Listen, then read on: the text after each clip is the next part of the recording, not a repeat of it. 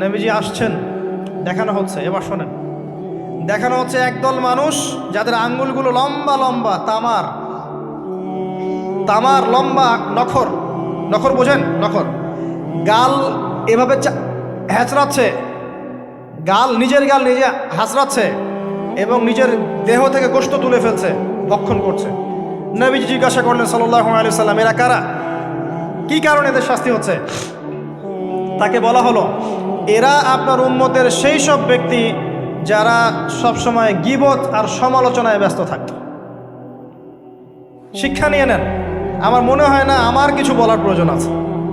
এরা আপনার উম্মতের সেই সব ব্যক্তি যারা আপোষে গীবত, অপবাদ এবং সমালোচনায় ব্যস্ত থাকতো। তার মানে এই উম্মতের একটা বড় সমস্যা হবে গীবত।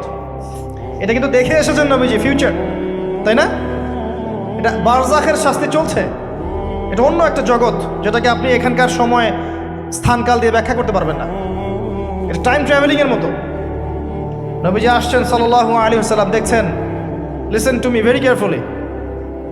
এবার নবীজি দেখছেন এক শ্রেণীর মানুষ, পেট এইরকম ফোলা, অট্টালিকার মতো পেট ফোলা, আর ভিতরে সাপ কিলিবিল করছে, এবং এদেরকে রক্তের নদীতে ফেলে মাথাটা ফাটিয়ে দেওয়া হচ্ছে। নবী জিজ্ঞাসা করলেন সাল্লাল্লাহু আলাইহি ওয়াসাল্লাম, এরা কারা? মর্মান্তিক শাস্তি দেওয়া হচ্ছে, এরা কারা? এরকম শাস্তি দেয়া হচ্ছে, আপনি দেখলে আপনার কেমন লাগবে?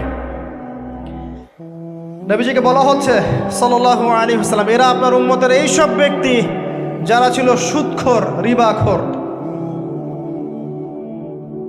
মানে এই উম্মতের অন্যতম বড় সমস্যা হবে রিবা, যেটা আমি বলেছি, প্রতিটা সেক্টরে রিবা।